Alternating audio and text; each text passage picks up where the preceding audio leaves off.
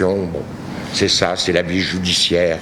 La justice n'est pas parfaite, elle ne peut pas être parfaite d'ailleurs, parce que les œuvres humaines, c'est pas bien grave. Non, ce qui est grave, c'est que la procédure employée, alors qu'il n'y a rien dans ce dossier, est une atteinte directe, volontaire, aux principes pour lesquels les Maliens se sont battus et ont sacrifié leur vie et leur existence. Alors voyez-vous, je dirais, et ce sera ma conclusion sur ce point,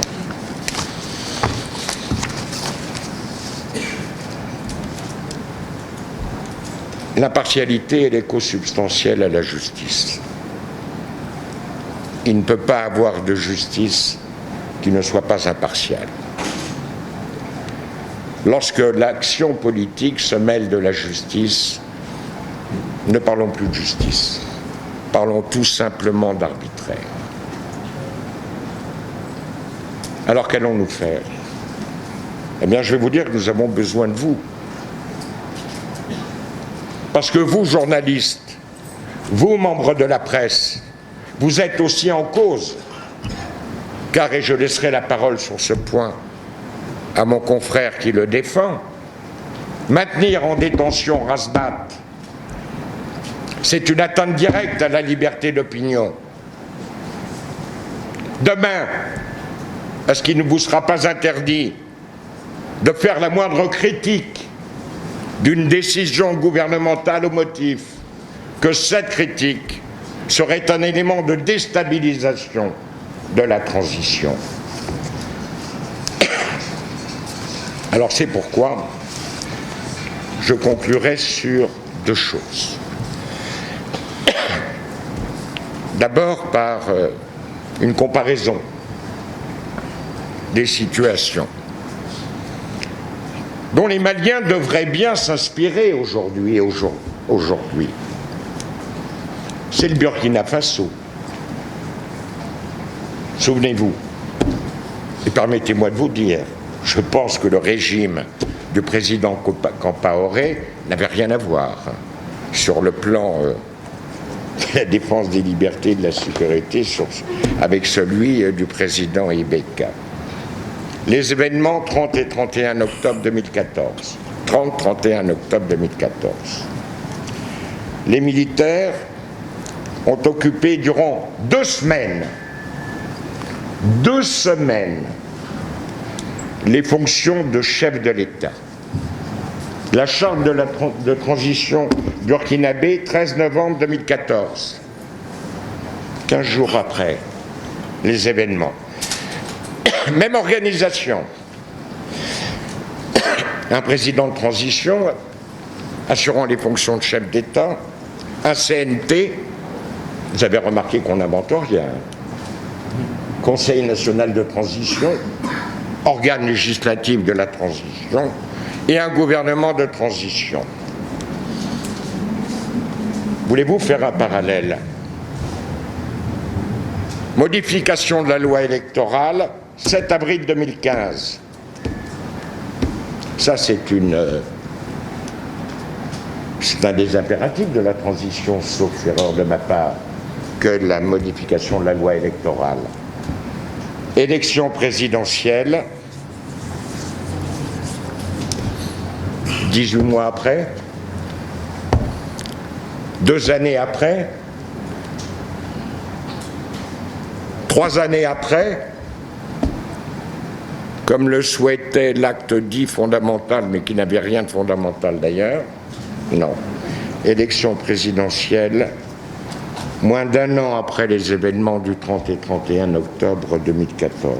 Élection présidentielle, moins d'1 an après la charte de la transition, 11 octobre 2015. 11 octobre 2015, ce n'est ni 18 mois, ni 2 ans, ni 3 ans. Voilà quelles sont les règles d'une démocratie. Voilà quelles sont les règles d'un État de droit. Une révolution peut être fondée. Une révolution doit avoir des objectifs, mais il y a un objectif dont elle ne peut pas se soustraire. C'est le respect des droits et libertés des citoyens tels qu'ils sont garantis, non pas seulement par les textes internes, mais par l'ensemble des textes internationaux signés par le Mali. Charte universelle des droits de l'homme, Pacte international des droits civils et politiques, statut de la Cour africaine des droits de l'homme. Le Mali a signé tous les protocoles de la CEDEAO. Aujourd'hui, en vertu de la signature du Mali de tous les protocoles de la CEDEAO et de son adhésion à la CEDEAO, dont les décisions de la Cour de justice ont un effet direct sur le territoire malien, chaque Malien peut saisir demain la Cour de justice de la CEDEAO s'il estime que les droits garanties de la personne humaine sont bafoués sur le territoire malien. C'est ça un état de droit, c'est ça la justice. Alors comme nous allons refuser de nous prêter à une palinodie judiciaire. Pour ma part, j'ai dit au juge d'instruction, évitez, monsieur le juge, vous êtes magistrat, donc vous êtes garant des droits et libertés de l'individu, évitez d'être l'otage d'actions politiques que vous ne maîtrisez pas et qui vous seront toujours dissimulées. Mais ce sont des mots.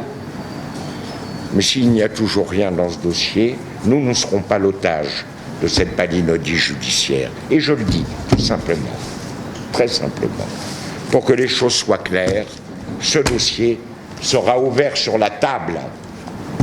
Chacun pourra en prendre connaissance et pourra dire en connaissance de cause si oui ou non ce que nous prétendons, il n'y a rien dans ce dossier, est l'expression de la vérité.